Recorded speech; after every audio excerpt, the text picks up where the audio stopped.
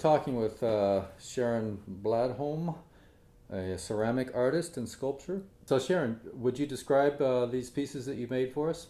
These are some of my favorite creatures. I mean, if I had to pick a favorite, they're called tardigrades, and they're also known as water bears. And the Italian scientist who discovered them a couple hundred years ago named them tardigrades, which means slow stepper in Italian. And indeed, when I saw them moving through the water in a little video clip I found online, they really do kind of slow step through the water. And they are very small. They live in the films of water that surround grains of soil. Do we need to be afraid of them? No, not at all. Although there are armored ones and naked ones. These are the naked versions. This one has the notoriety of having actually been to outer space. It's one of the only creature that's been to outer space without a spacesuit and actually survived.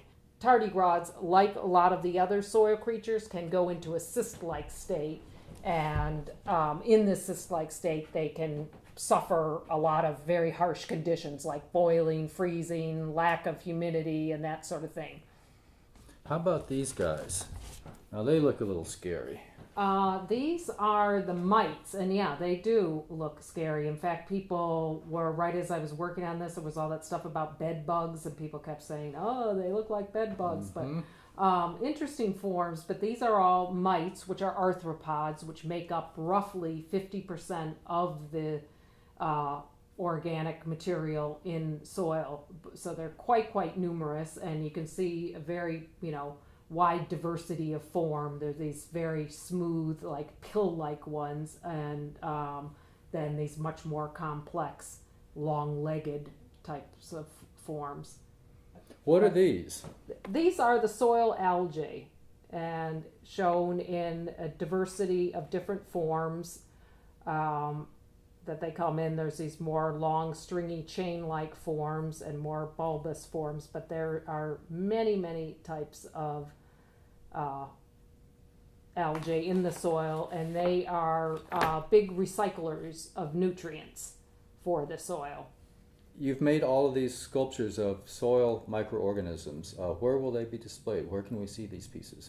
This was a commission from Open Lands, a wonderful organization, and they have a beautiful new 74-acre preserve, I believe, up along the lakeshore within what used to be Fort Sheridan.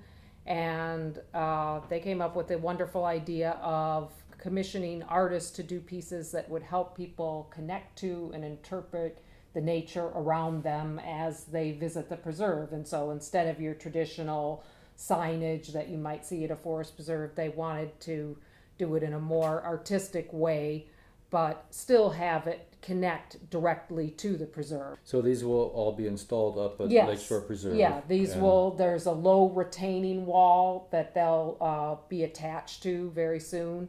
We're waiting for good weather, which we finally have, but yeah, these will be permanently installed. All the artist pieces will be able to be seen when one traverses Bartlett Ravine down to the lakeshore. It's probably about a mile down the ravine.